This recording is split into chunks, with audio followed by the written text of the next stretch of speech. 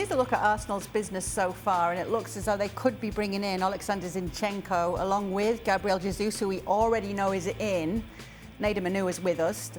Bringing in proven winners, players who've been at City, Craig, players who've won titles there. They have that winning mentality. Is this going to help Arsenal's mentality to do? It's going to help the playing squad, and I think that's the most important thing. You know, James Ollie was asking him about the difficulty getting in the top four. Well, it wasn't that difficult last year because Tottenham made it in, and Tottenham, as you know, they've signed some really good players this summer, but when Conte went in, he thought, no, this is difficult, just because of the playing squad. It wasn't the greatest playing squad, but yet they managed to get in the top four, and Arsenal would have done if they didn't implode at the end. So it wasn't, I mean, and Chelsea fell away after Christmas, you know, and gave everybody else a chance. It's about mentality. He talks about, you know, the mentality, and I have an issue with that in some sense, because last year, the bulk of the games, this Arsenal team were carried by youngsters in the attacking positions. You know, it was Eddie Nketiah at the end, when Lacazette's form, just when he couldn't get in the goals. It was young Saka, who carried a lot of the burden. So did Odegaard, so did Emil Smith-Rowe, so did Martinelli. Yes, they didn't do it alone, but they carried a huge burden of the pressure, and they almost catapulted Arsenal into the top four after a shambolic start. So when he's talking about mentality, I'm looking at him and others of his ilk who are experienced international footballers, rather than talking about the mentality of failure on these young players who actually were the sort of 8 and 9 out of 10 most weeks in this Arsenal team. So I think when you're looking in the mirror at Arsenal over the last year or two, I think you're looking at the older players who've let them down at times, rather than the younger players who I think have actually grown in stature under the pressure that Mikel Arteta and this club were under. What do you think of these players coming in, Nader, the ones that we just mentioned, in Zinchenko and obviously Gabriel Jesus already in there? Players that will help the cause at Arsenal, or are you looking at it as players that weren't good enough to be at Man City?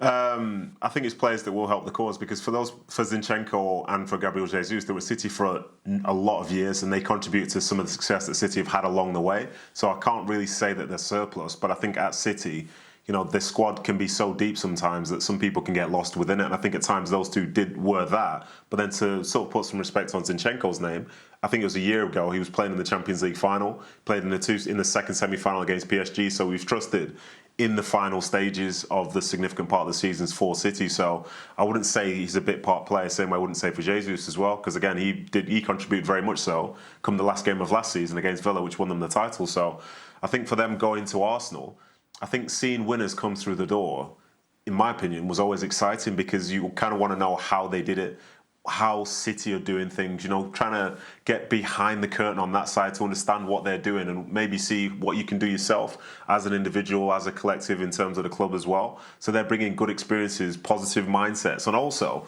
you know, to talk about Arsenal, that mentality thing, I think I agree with what Craig's saying. And I think worst of all for Arsenal, for me, is when you sometimes see the fixtures come out, you think, oh, I don't fancy them there. And it's never a case you don't fancy them there at like City away or Chelsea. It's like at Brentford away. It's at St James's Park. It's at Selhurst Park away in the midweek and stuff. But in those games, if they end up losing them, it's not because they've been outplayed. It's because they've had that little bit missing, that little bit, maybe it's a bit of character, a bit of desire, the mentality to know that it's not just about playing football. You have to fight as well, as he alluded to in his interview. And I think that is key, because having been somebody who's played as an underdog in the Premier League for a while, there are some teams where you know that you're not going to outplay them. So you try and get sort of like in their faces, make them uncomfortable, force them to be predictable, and try and sort of just like unsettle them basically. And I think Arsenal have been a candidate for that. Whereas I think if you look at City, look at Liverpool, it's very, very hard to ruffle their feathers. So for most teams end up just dropping off because they know stepping forward is the worst thing that you could possibly do. But stepping forward against Arsenal at times can be very beneficial. So I think with those two players coming in and understanding the places that they've come from, with the management, with the other players around them, their own understanding and desire of what it takes to win 10, 15 games in a row, to be having to start and play well if you want to play in the next game. You know, that mentality surely has to be a good thing at Arsenal, because as they look around the squad, there's a ton of potential.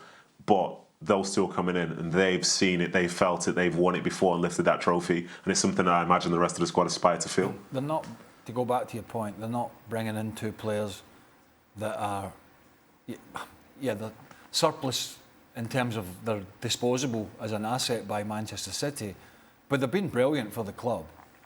But it's their manager, it's Guardiola's pursuit of perfection that means one or two he'll allow to go, like Raheem Sterling, who has been a magnificent contributor for that manager in that club, but yet, through willing to let him go and the player wants to go, they've come to some sort of agreement.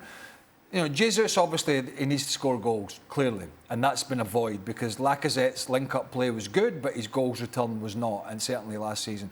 We go back to Zinchenko if they can make this happen. That just gives him so many options because he's been a terrific left-back.